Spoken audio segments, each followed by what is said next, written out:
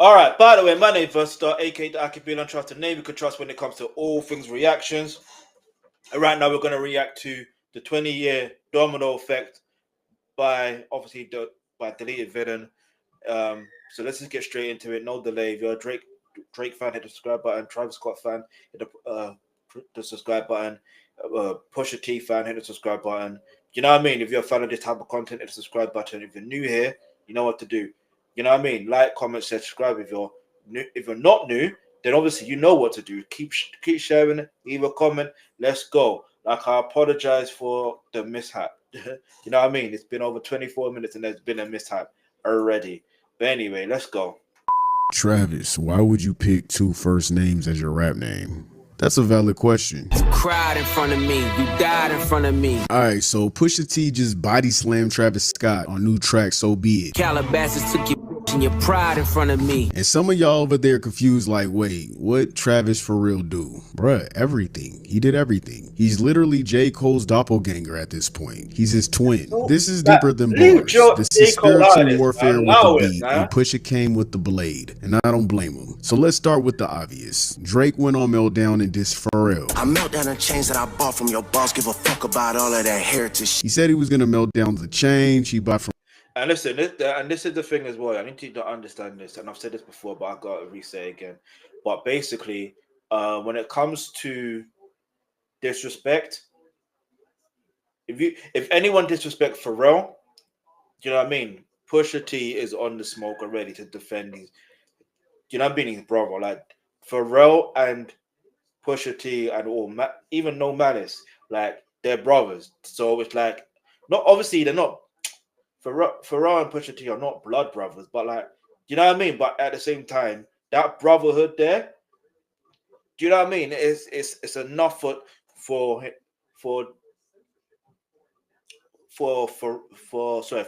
T to, you know, just say something. That's and you gotta respect a friend that's willing to be like, you know what, let me say something. Let me step out and say something.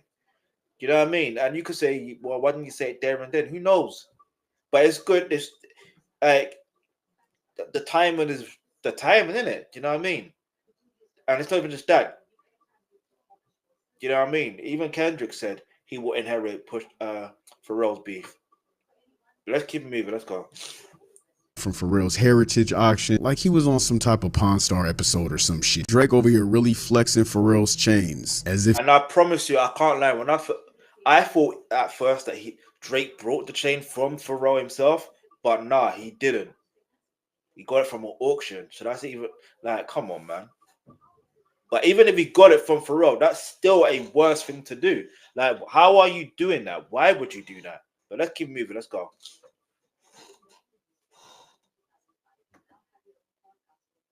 As if he snatched them, as if he stole them or something. Corn on the cob. Bro, you bought them at an auction, calm down. And guess whose album that was on? Travis. Guess who helped produce parts of that same album? Pharrell. So, Pharrell helps you make music, Drake hops on the track and cooks Pharrell, and you say nothing. Yeah, that's not Switzerland. That's straight up snake behavior. Throw him a Slytherin jacket. He's House Slytherin for real at this point. So you gotta understand, to Pusha, that's like dissing your grandmama while she cooking you gumbo. Unforgivable. That's like unplugging the PlayStation during his 2K finals and saying it's just a game. Nah, that's. Nah, see, he's right. Listen, I don't pay. I've never played. I probably have played NBA games on PlayStation before. I just can't remember. I think I have, but it was on PS1. If you know, it was on PS2. No, it must have been on PS1 because I remember I had a friend that lived across the road from me. You know what I mean? And he had like so many games, bro. Like so many. Like I remember so yeah. Yeah, because and the age matters as well, yeah. 11 to 16. Let's just say 11 to 16, yeah. Yeah. For me, in the region I'm from, it's all about FIFA or PES, Pro Evolution Soccer. But nah, it's all about FIFA. So if I'm playing a game, I don't even care if it's a friendly. You know what I mean? I don't even care. If it's a friendly and it's 0-0 in the last 10 minutes, or it's 1-0, I'm winning 1-0, or I'm winning 7-0. I don't care how much goals I'm winning by, or whether I'm drawing. I do not care. If you unplug the game, I would have got upset. You know what I mean? I would be fighting. Like I don't think you understand. Like, I don't think you, but again, the age matters, 11 to 16. Yeah, and I think it matters also NBA 2K. But let me know what you've played before that. What's your favorite game on a gaming console? And let me know your favorite gaming console. If you could choose one game, what's your favorite? Leave your answer in the comment section below. And for those that have played NBA, what's the best version of NBA? Is it NBA 2K? Is it, you know what I mean? Let me know in the comments below. And if you play FIFA, what's the best one? Like, leave your answer in the comment section below. Let's go. That's not beef, that's generational trauma. Because why are you touching my game for? Why are you unplugging me? The part that's crazy is that Pusha said Travis pulled up to Pharrell's studio in Paris. Push, Malice, they were working. Real grown man rap happening. Then Travis comes bouncing in like a Fortnite skin. Bouncing up and down like a Fortnite emote. Interrupting everything. Smiling hella big cheesy. Recording shit for promo. He's like, oh my god, everybody's here. Oh yeah, all that's cool, but what did he play? He played Meltdown. And what did he not play? The part where Drake-dissed Pharrell. So let's recap. You pull up uninvited, hijack the aux cord, play a track, but edit out the part that makes you look like a traitor. That's not neutral. That is bitch made. Travis Scott is being J. Cole. He's playing industry Switzerland. And no one leave J. Cole out of this. Because look, even J. Cole, for a moment, had smoke for Kendrick. Like, even he had smoke for Kendrick. You know what I mean? So leave him out of it, yeah. Like, obviously, yeah, he he basically what J. Cole did, yeah. He basically got on his bike, rode to the fight, yeah. He saw where the fight was happening. He threw a quick jab. Do you know what I mean? Just a quick jab, and then got on the bike and started pedaling home. Like, do you know what I mean? Like, that's what J. Cole did. Like, it was like a hit and run type of thing, but it was a thing of like, you know what I mean? Nah, nah, nah, nah, you can't catch me. That type of vibe. But at the same time, it backfired, didn't it? Because when you think about it, J. Cole got dissed by Drake and Kendrick. Do you know what I mean? But I would have liked to have seen J. Cole versus Kendrick. But I'll be honest, I think in hindsight, like, it was good that he didn't take it further. I think it's good. The only reason why I say that is because we got to witness history. Like, when I say we got to witness it, not to say that history wouldn't have been created anyway, but like this type of history, right? If you think, like, let's be real, like, would we have gotten to the point of Kendrick basically doing a diss song that basically got the opportunity to be inducted as basically the best diss song of all time, even though my favorite is Meet the Grahams? You know what I mean? I can interchange it between Euphoria and Meet the Grahams, but like, I feel like from an impact level, you know, Not Like Us is just so diabolical. Do you know what I mean? Like, it's so diabolical. So don't Meet the Grahams is more diabolical, but from a level of where people want to act like, oh, Kendrick don't have hits.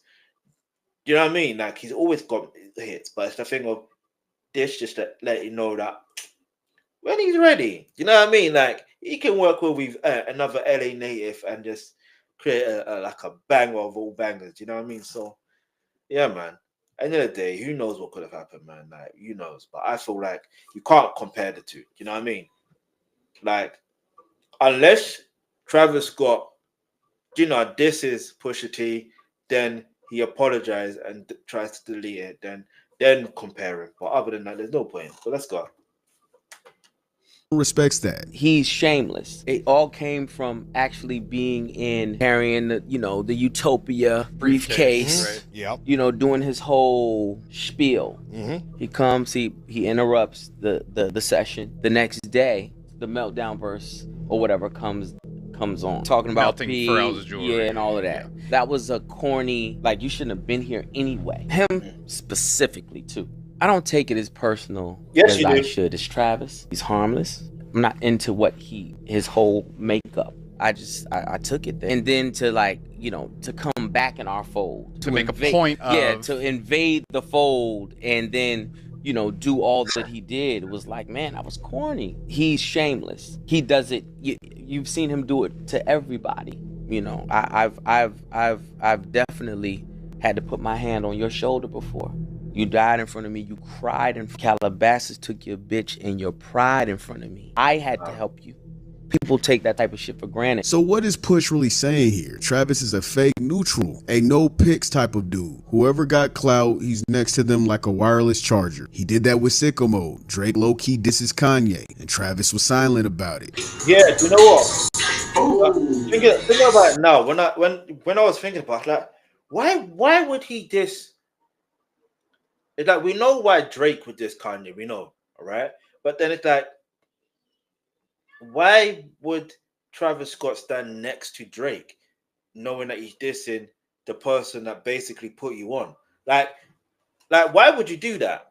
That's literally your biting the hand that feeds you, and I think that's more or less what it comes down to as well. Where Pusha T doesn't he's letting people know that it's not even about Travis Scott. It's about loyalty and respect. If someone put you on, or is someone helping you, you give them the respect they deserve, the loyalty they deserve. However, obviously, if they disrespect you in any shape or way form, obviously discuss it privately. And if there's no resolution, and then they disrespect you in the public, all right, cool, then fair enough. All is fair is fair in it. You know what I mean? But other than that, you can't be not holding any loyalties to.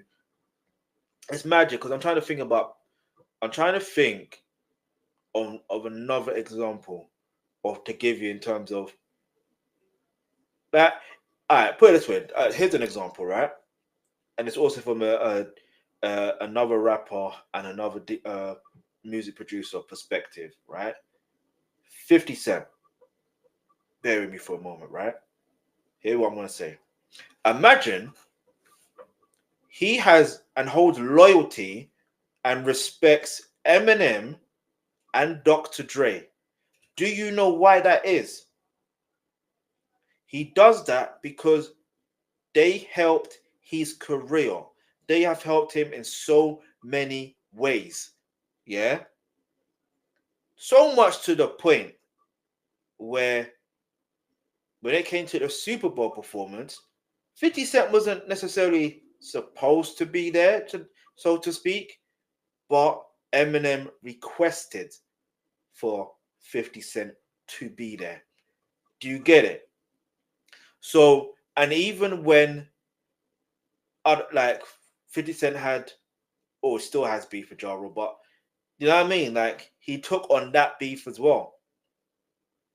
Do you get it? Do you get the point I'm trying to make?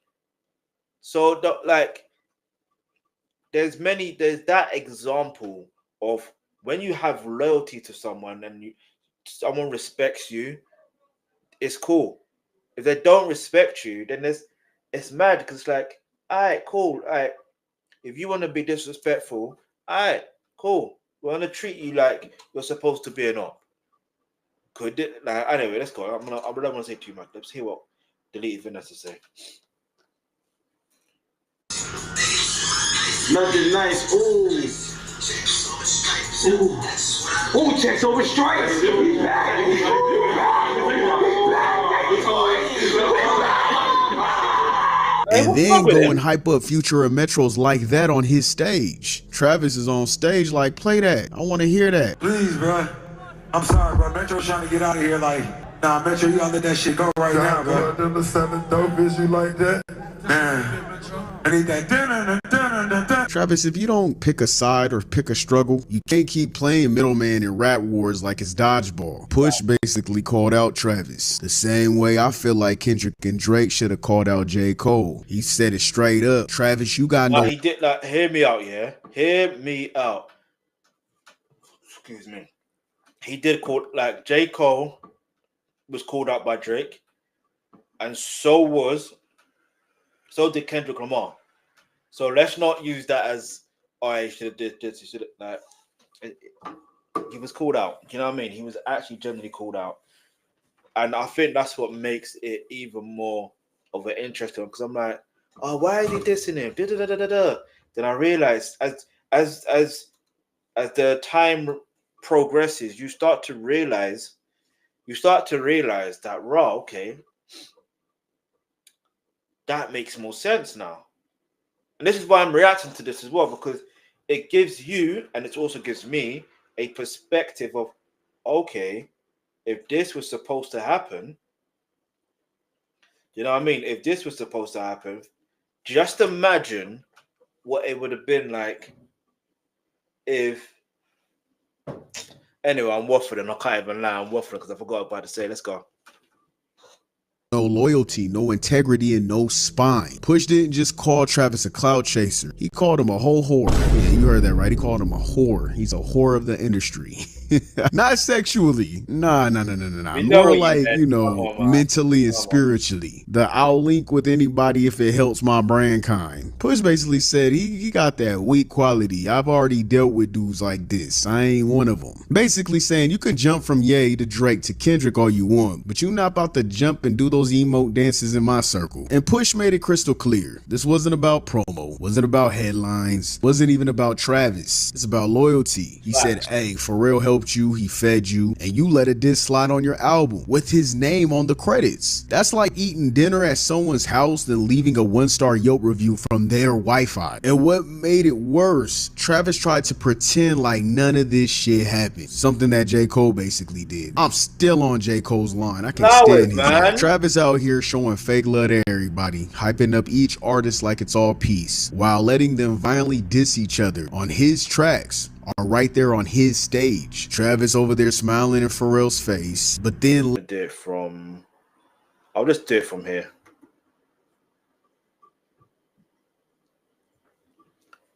Let's go. You heard that right. He called him a whore. He's a whore of the industry.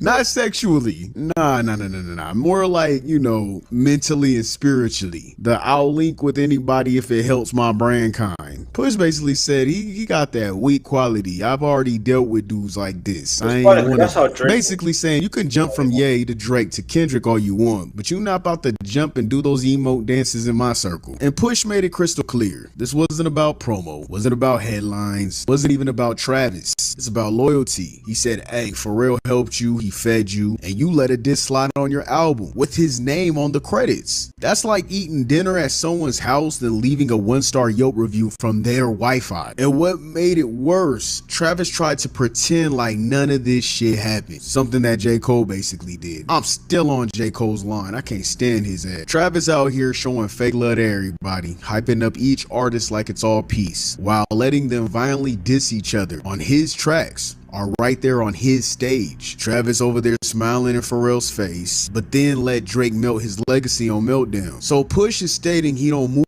Now, see, this is why you have to respect Pusha T or friends like that.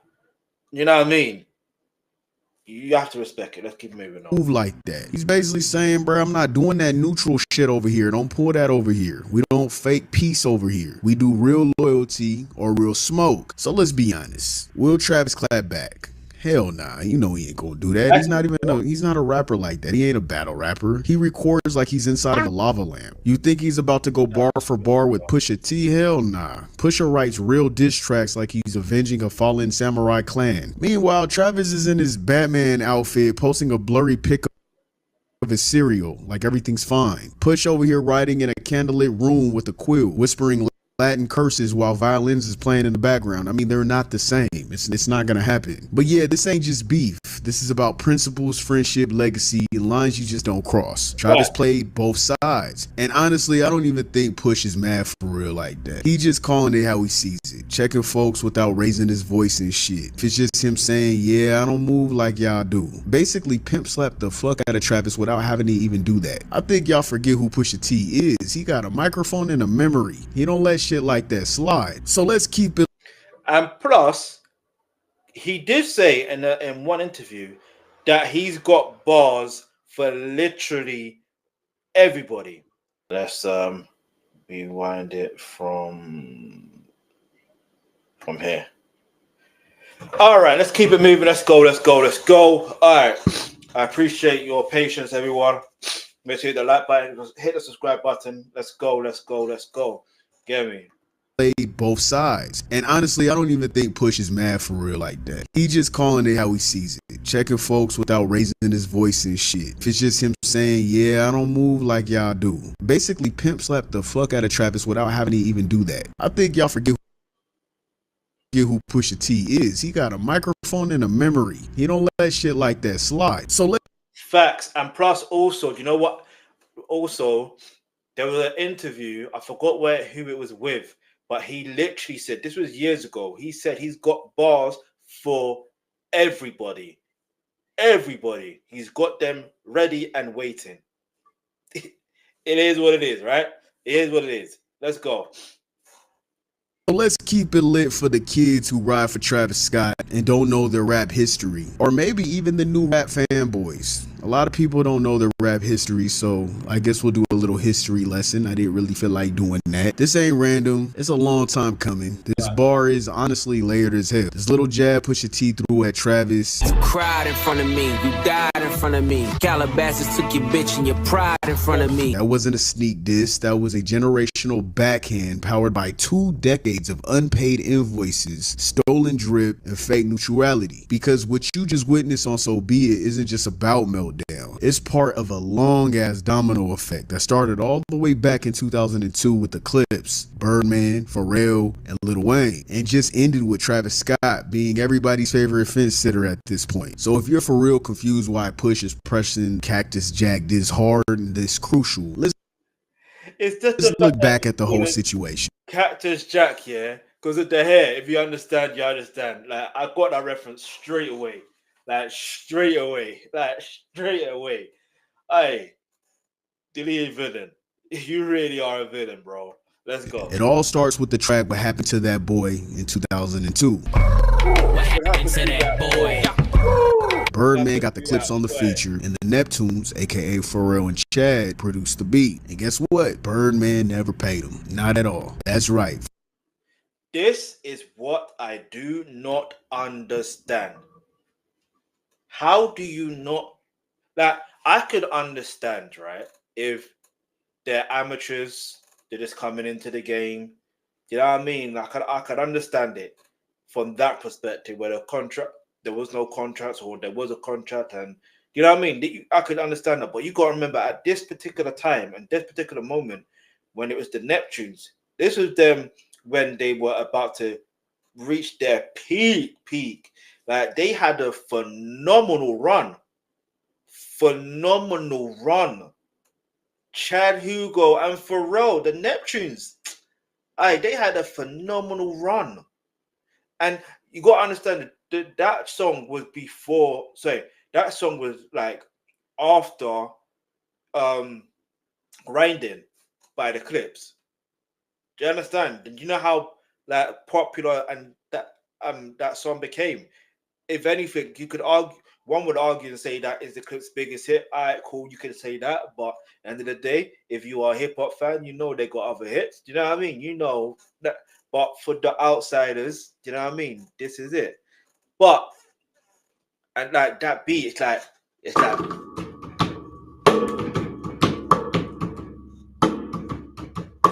all right, listen.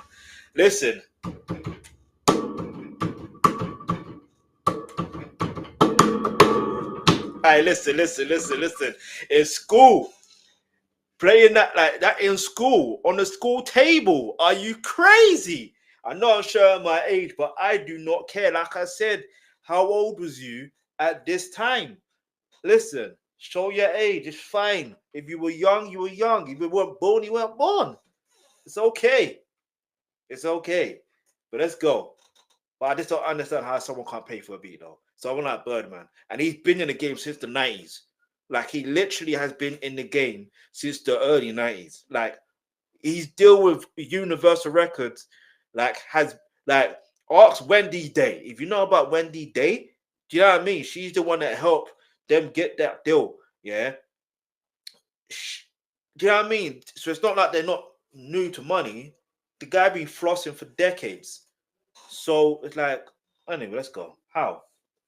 Pharrell's legendary beat got ghosted by Baby like it was a Tinder date. Pharrell, being the chill alien genius that he is, just said, cool, I'm never working with y'all again. Fast forward, Wayne hits Pharrell up for some BBC gear. Lil Wayne is also loyal to Birdman and Cash Money, so he starts catching strays. Pharrell says nah, respectfully, because of unpaid debt. Next thing you know, Wayne out here rocking Bape and BBC in public like he started it anyways. He didn't give a fuck. He said, fine, I'll go buy it myself. Clipse saw it, the fans saw it, and in 2006, they dropped Mr. Me Too. Okay, everybody meet Mr. Me Too. The subtext, Wayne is a copycat and fashion fraud. Wayne responds with nostalgia. Alright, anyway, let's go. Interviews like, who are them? I don't know them. We don't care. So boom, Clipse vs. Cash Money was born. A writer who said something to Lil Wayne about fans referring to his fashion. And I think his response was F the Clipse. That's what I remember happening. But before that, you know, I thought everything was cool. Right, because I guess you guys were one of the first rappers to actually wear Bape. They were. Yeah. Okay, come here. This could be you. Busy professional, you've earned money, you've got cash in the bank, but it's not great. And okay, and then Wayne started wearing Bape, so I guess people compared it, but I mean that was just a hot brand period at the time. So then that leads into the whole YMCMB versus Good Music Civil War era. Now here's where it mutates into something bigger. The Clipse beef with Wayne evolves into Pusha T versus Drake, aka Wayne's golden child. But in the background of all that, you have Jay-Z and Roc Nation beefing with Cash Money as well. Jay-Z back and forth versus towards Wayne and Birdman, because remember, Jay-Z was going to sign Wayne behind Birdman's back. Shit escalated and Wayne started playing superhero to Birdman. Kanye, being a part of Roc Nation, didn't really take part in their feud. He stayed out the way for the most part of that. But then out of nowhere, Drake felt like he had to become the superhero of his group and started sneak dissing. And it all traced back to Watch the Throne. Why? Because he felt Ye and Jay stole the whole big duo idea that him and Wayne were already doing. Listen, hear me out and hear me out loudly, yeah? As you know, I'm not the biggest Drake fan. I don't care for Drake. Do you know what I mean? Especially now that he wants to put in a lawsuit. Well, he has put in a lawsuit against UMG over words, yeah, against him, and use it as defamation. Yet, and he's still getting deals. He's still, you know what I mean? He still had a deal with the NFL afterwards. You know what I mean? He still had a deal. He's still performing. You know what I mean? Look, he the Wireless Festival on 3 dates. I don't know why he's headlined for 3 dates, and Vybz Kartel is not even a headline act, but he's there like he's. And you've got some of the UK artists as, you know what I mean, as features or whatever you want to call it, or undercard or whatever, and he's calling them man them. That's a disrespect, like a huge disrespect. But anyway, let me not digress. But the point I'm trying to make is, when it comes down to a duo album and it's called Watch the Throne, if it never existed, right, I promise you, back then, you wouldn't think Lil Wayne and Drake. I don't care what you say. You wouldn't think that. You wouldn't think that. If anything, you'll think, all right, Lil Wayne and Birdman. That would make sense. Cool? That would make sense. Yeah? But as far as Kanye and Jay-Z, that would also make sense. So it happened. And knowing, if you think about it this way, from another perspective, in terms of mentality and how someone moves, the only two people that genuinely moved like that between Kanye West, Jay-Z, Drake, and Lil Wayne is Kanye West and Jay-Z. They actually genuinely move like that. Genuinely. Drake doesn't move like that. You may think he does. He pretends he does, but he doesn't. And I'm not even trying to disrespect him or anything like that. I'm just saying it from a perspective from back then. Even now, he doesn't even move that way. Do you know what I mean? He's gone like crying to HR that, do you know what I mean? Or to mom and dad, more or less. Like, mommy, Kendrick hit me. Do you know what I mean? Like, them was there. Like, but no, Lil Wayne, to a degree, sometimes he does move like a king, but he doesn't of recent, you know what I mean? But get me crying and complaining that you couldn't get in, you're not even the Super Bowl act. That is so mad. Let's go. Like the throne is for the taking. Watch me take it. You know that we still gotta do that album. Yes, you still got to do that. Some album. other guys are coming out with the album too. There's 2 other guys that are coming out. Okay, I was about to say something else. No, 2 other rappers that are coming out with an album together. I don't know where they got that idea, but. And look, think about it. So we'll see. This again. This is what I said. Pay attention to the timeline. I said this earlier. Pay attention to the timeline. That album came out in 2011, and if that album never came out, I'm not gonna say Clipse and Conan would not have a career. I'm not gonna say that because they're from South London just like me, and they're always gonna have a career. But that, if it wasn't for that album, or even the song was the song didn't even end up big on the album anyway. But it's like, or did it? I can't remember. But either way, that song launched their careers into stratospheres that you would never even fathom. Like back then. Now, would they have been inspired by Lil Wayne and Drake? Possibly. That's I won't even deny that. I won't deny that. I'm not gonna deny someone's possible influence on other people, but in terms of Jay-Z and Kanye, like, you know what I mean? Because now when I think of that Otis tune, I genuinely think of Clipse and Conan's version. And the funny thing is, like, I remember every time watching Kanye West and Jay-Z's version, it's like underneath the comments, it was, you know what I mean? It was you got to see Clipse and Conan ones. Clipse and Conan one is better. Clipse and Conan one is better. Just like that's all you were seeing in the comment section. All you were seeing. You know what I mean? Other people were doing their thing as well. They did their version, but yeah, man. There's a lot to argue when it comes to this. Like, this is interesting. I'm looking at this thing and just realizing that this is exactly what I said last time. This is exactly what I said last time. Whenever you ask for help from something or someone, that's when it wants to work. Let's keep it moving. Guys. Oh, I didn't say that. Furthermore, he needs to watch his mouth when talking about Kanye and Jay. We got the comments that he said about Kanye and Jay? 2 other rappers that are coming out with an album together. I don't know where they got that idea, but... He's got one album, a few hot mixtapes. He's the beginning. He needs to show some respect when talking to those two. Yeah, I don't know if I would think that... See, even Charlemagne... See, this is... Everyone thinks Charlemagne doesn't hate... Everyone thinks Charlemagne hates Drake for no reason, yeah? But there's a reason. There's a reason. If you're disrespecting someone consistently like this, and he's right, you're at the beginning of your career. And this is the thing. He's Drake came out in 2008, 2009. Let's just say 2009. That's when that's when I first knew about Drake anyway. But what about you? Leave your answer in the comment section below. So my thing is, you have to understand when it comes to Drake, like, we have to put things into perspective. Lil Wayne's been about for a long time. Let's be real, right? Cool. So it's not even questionable about his role and influence in the game. But like, you have to think about other things. Would it make sense?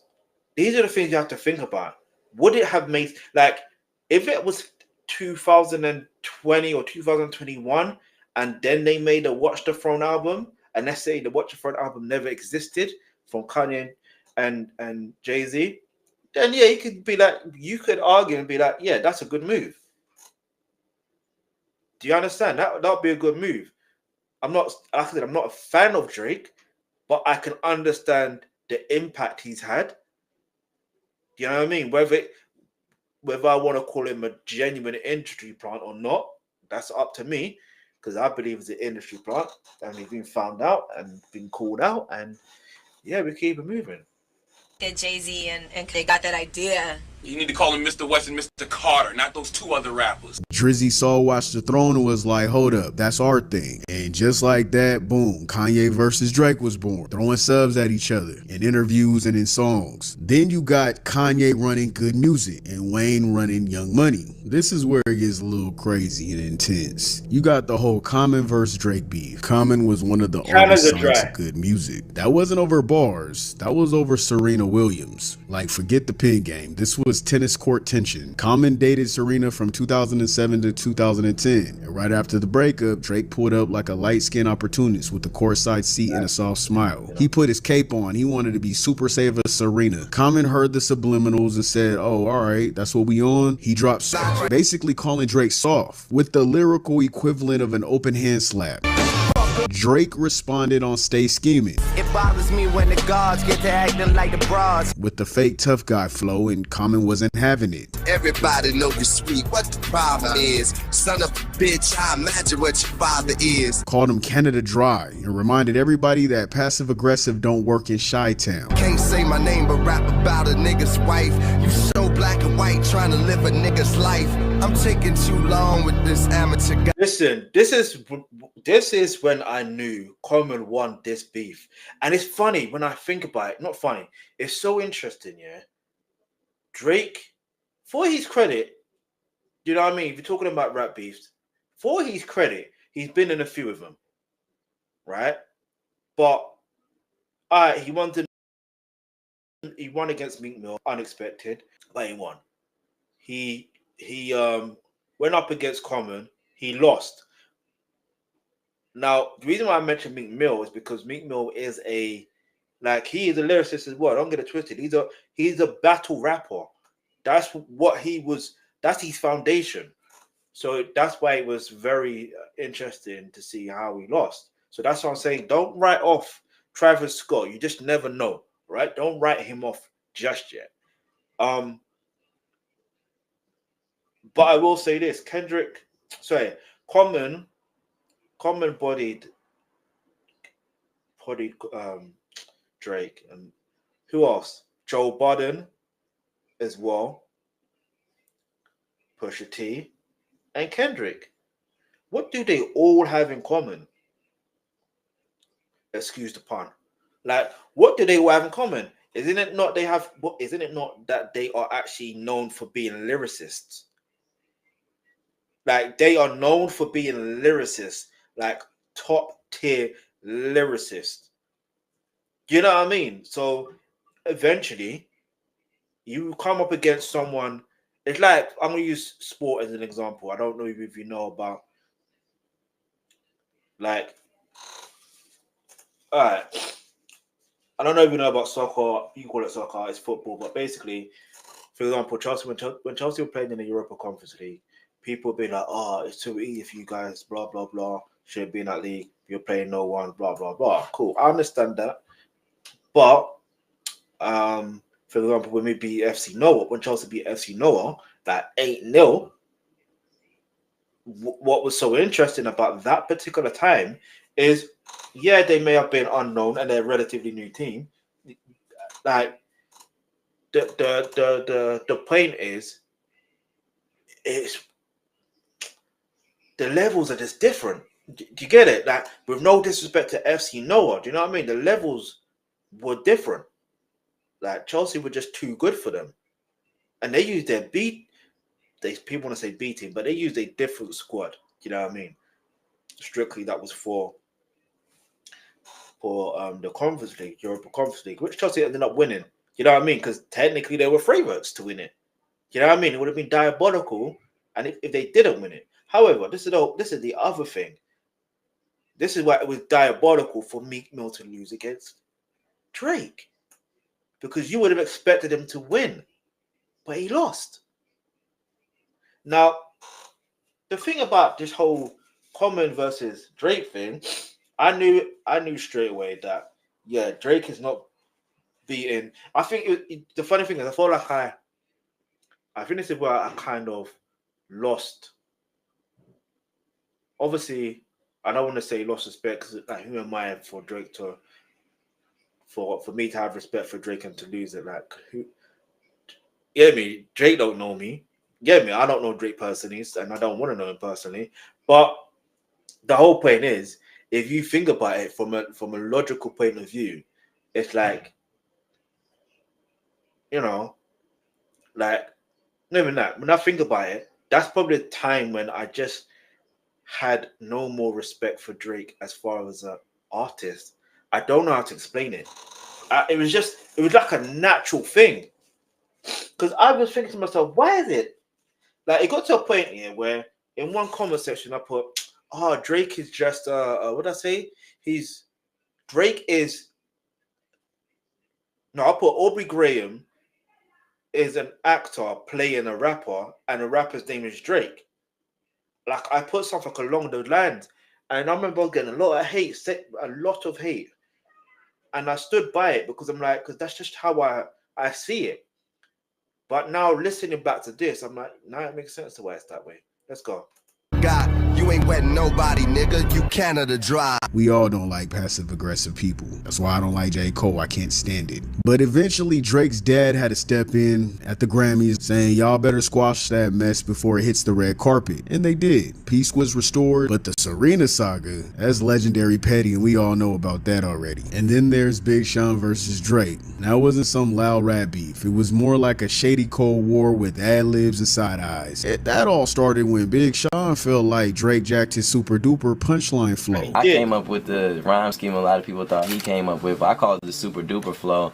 But it's the flow. He kind of made it more popular on that song Forever with him, Wayne, and Drake. It was kind of the one word punchline. And I did it on my second mixtape I released like in 2009, where I was like, all you need to potentially start trading profitably is a laptop, an internet connection, and 1 hour a day. If you have these three things and you want to learn how to trade, I will show you how to develop a robust trading strategy and find high probability sell.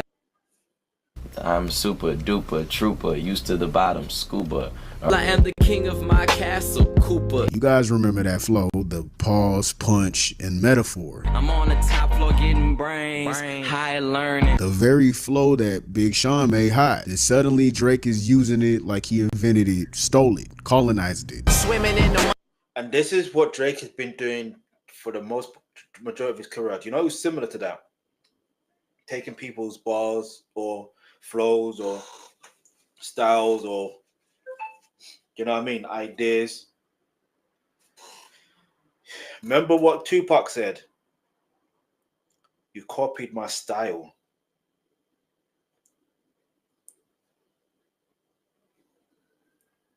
Now, here's the thing. Obviously, that was towards Diddy and Biggie, because it's true. That whole baby, that's a Tupac ad-lib. You didn't know that, did you? But that's true. It's his ad-lib. But the point I'm trying to make is, that's who, and obviously the Versace as well. Anyway, that aside, I meant to say something else. But yeah, Diddy does something completely similar. These two, Diddy and Drake, are similar. I remember Mimi, the music blogger, like she, in one interview on Free Shots of Tequila podcast, she said that Drake is Diddy 2.0 or something like that. And obviously she meant in the music perspective, in terms of owning labels and this, that, and the third, and having, like, she meant as in that. You know what I mean? Like, I'm not gonna try and be like, oh, she meant it this way. No. She literally meant it. She literally meant that. But I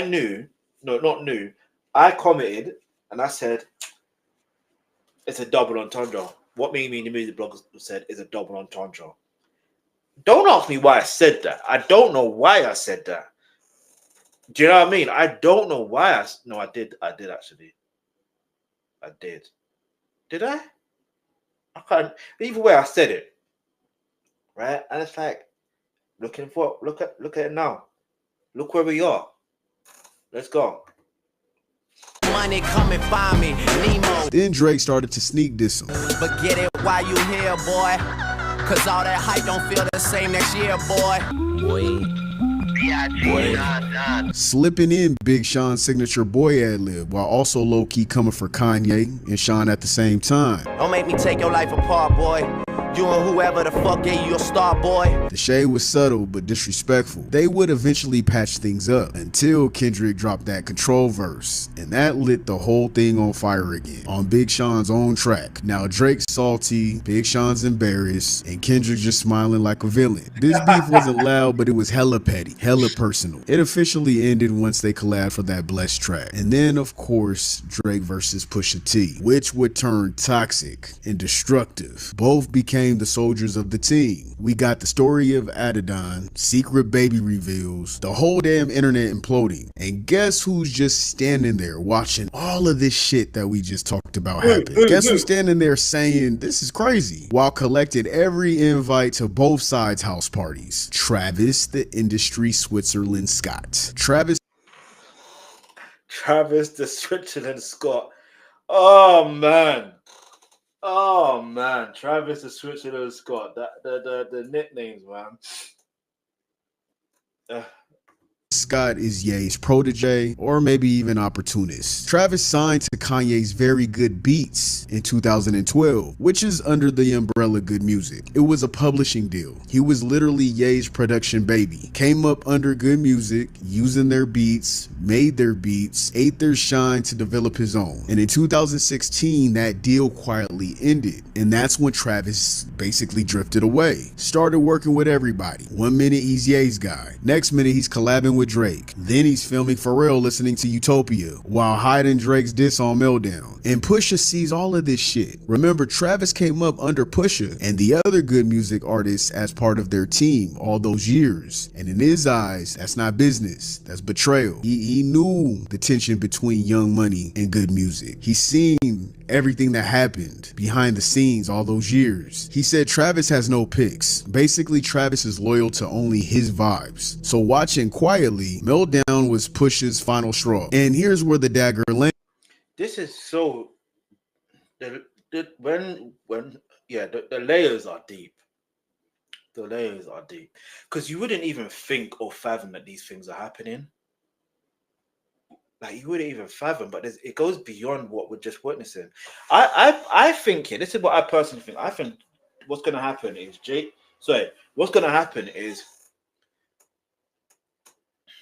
I don't even know how to explain it. Like it's a weird, I don't even say weird, it's so intricate.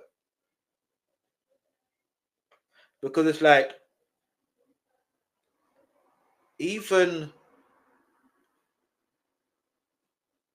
because think about it, if someone had helped you and helped your career, and I get it, like it's different if Kanye was doing Travis Scott wrong and this, that, and the third. I would understand it. You know what I mean? I would understand it. But he never said anything about it. You know what I mean? He still was. It's mad. It's mad. I don't know, man. I mean, it's not to say that you can't work with anyone, but if you are working with the ops, that says a lot about you. I don't care. It says a lot about you. You can't go to the ops like that. You can't. You know, it doesn't make sense. You could say, yeah, but I'm not. It's not my beef. Nah, it don't work that way. It doesn't work that way. Do you think, for example, like, why do you think, yeah, a lot of people are worried about something that I don't want to say because of the algorithms and this and how YouTube work and stuff like that? Like, there's, you know what I mean? Like, a lot of people are worried because of someone's actions that they took. They made the decision. Someone decided, okay, if someone decides to go ahead with the action that that person decided to go ahead with. They gave the go ahead. They did it.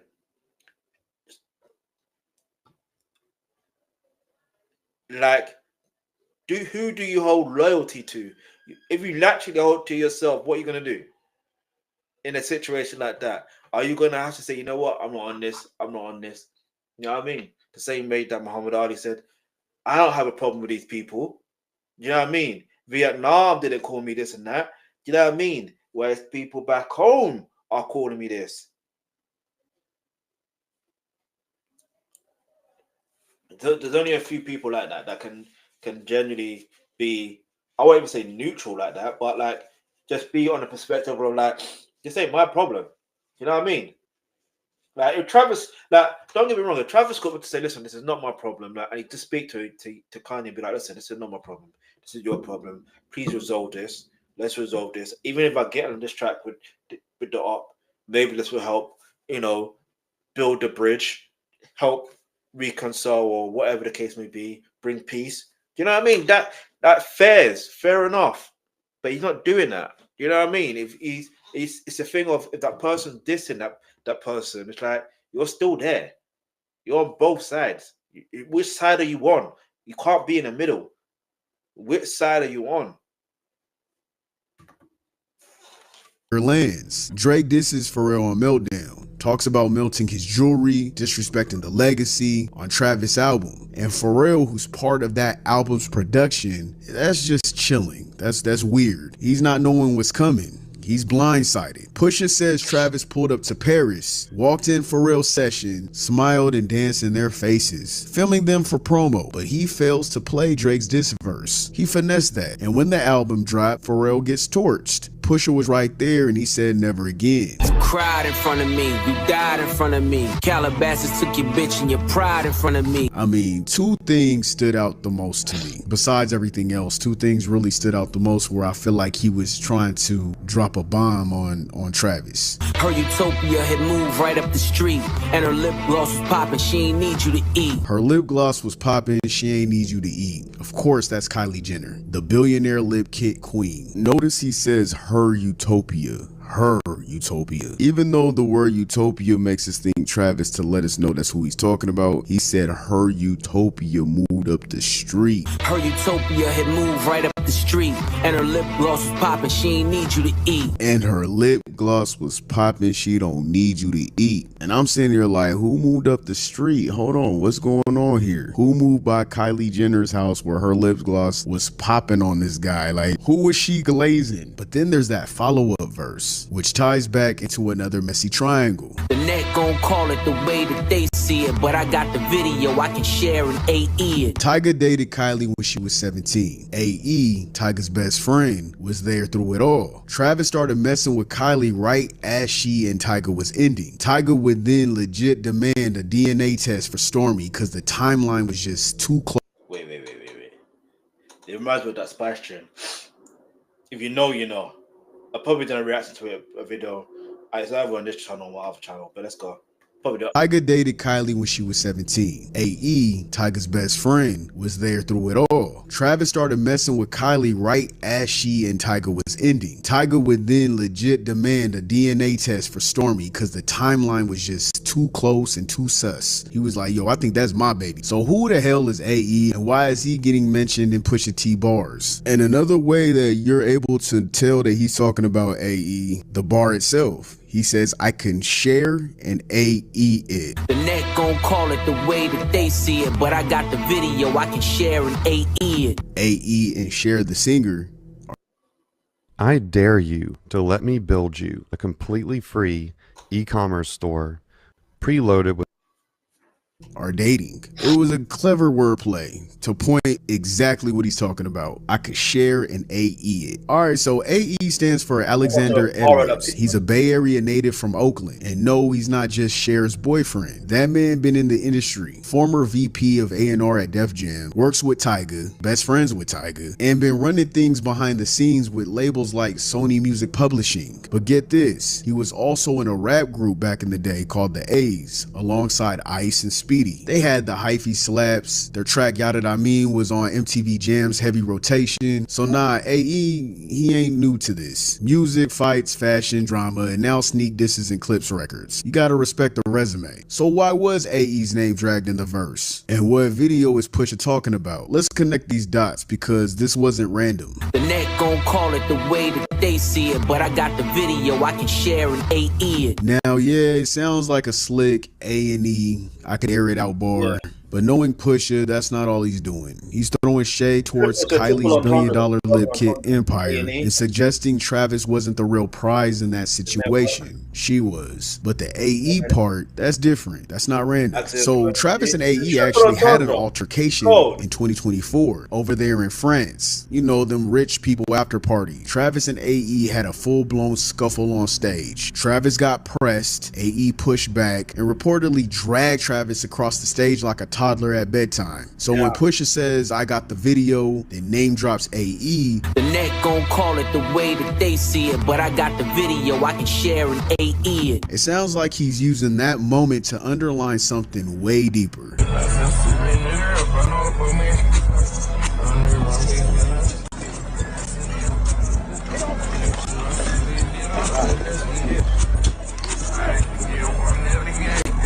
Alright.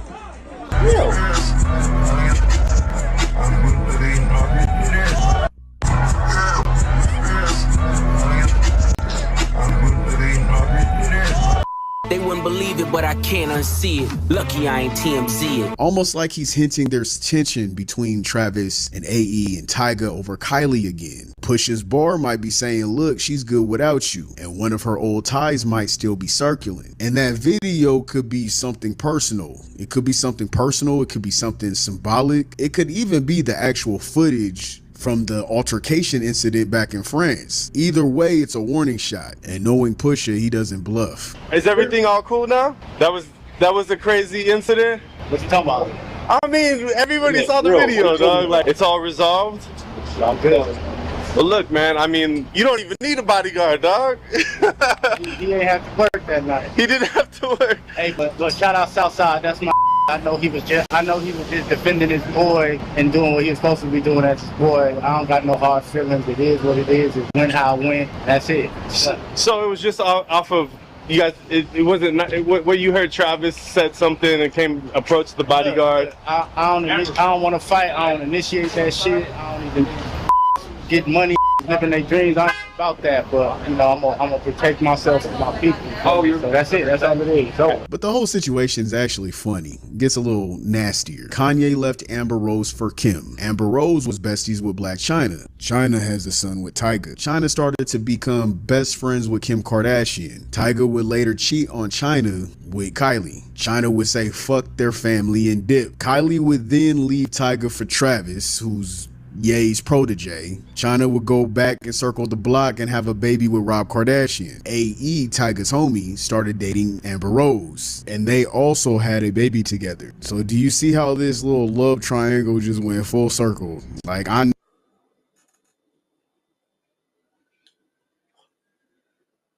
you not like that had me spun? I can't even lie. Wait.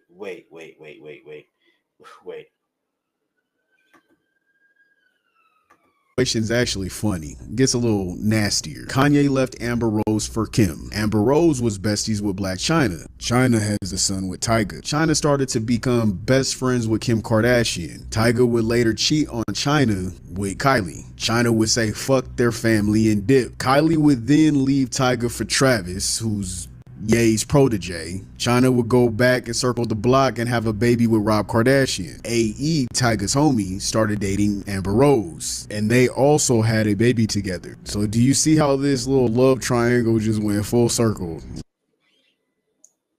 No wonder they called it Keeping Up with the Kardashians, because keeping up with that is a lot.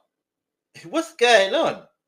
And yo, like, I know some messy shit has happened. There has to be. I mean, it's already messy. We started with Amber and Kanye. We are ending with AE and Amber with a baby. The rap industry didn't just beef. They started a group chat, a bloodline, and probably a Netflix password. You can't make this shit up. Whatever that bar was referring to, I'm sure there's way more to it than just the fight scene itself. We don't know what they were fighting about. I'm assuming it was Kylie. Is Kylie messing around with Tyga again? Is she messing with AE? Is she messing with nobody? We don't know what happened. And I'm pretty sure Pusha is itching to tell us what happened. He's just waiting for a reason. So Travis, you better not give him that reason, because I'm sure it's fucked up. Anyways, at the end of the day, this diss wasn't just about headlines. Push said it's about principle, loyalty, respect, boundaries. He sees Travis as a fake neutral. He plays both sides for a spotlight. He said, I've already dealt with the disloyalty. Don't bring that shit over here. He's a whore, not sexually, industrially. The kind who will jump on whatever's trending. Ye, Drake, Kendrick, whoever. And Push ain't going for it anymore.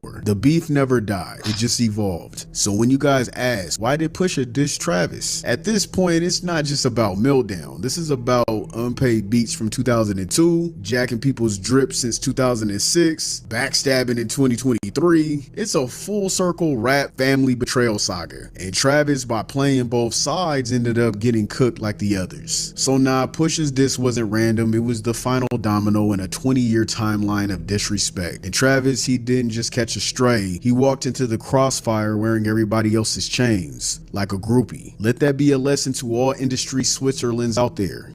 J. Cole, pick a side, or you might just get packed out by history itself. This whole timeline was one big domino effect. Birdman, you should have paid Pharrell and quit being broke. All this shit wouldn't even have happened. And here we are, laughing at fucking elephant beats, and now Travis is getting bitch slapped lyrically because of you. Need that. That was a lot. That was a lot. That genuinely was a lot. It was a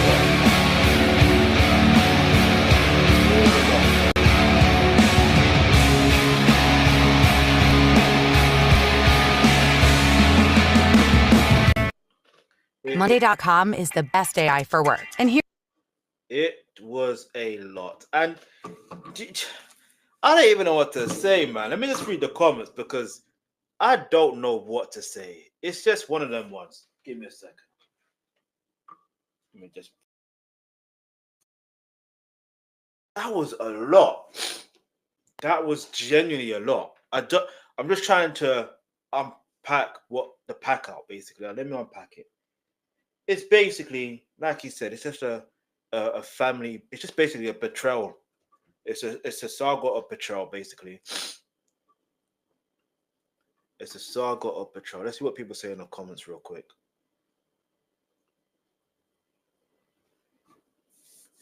All right, so if Birdman paid the Neptunes, guess it wasn't God's plan. I hear that still. I don't know why people keep trying to play with Pharrell. MFs will inherit the beef just to protect Pharrell. It's true. It's true. It's always Birdman's fault. Nah, for real. It really is.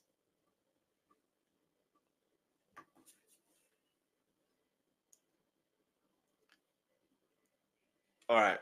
Cool. I'm going to say this, yeah.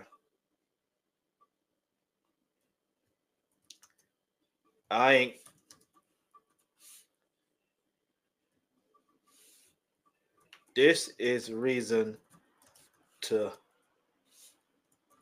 put respect on Birdman's name because look at what has been created in the process.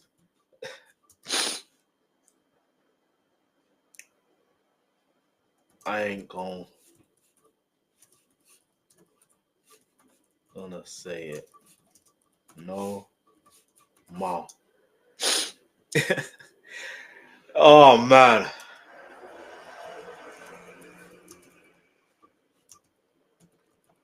This is truly love and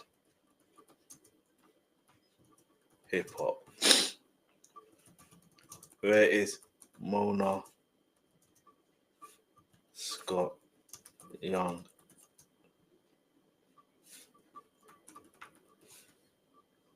Nah, for real. Where's Mona Scott Young? Where is she?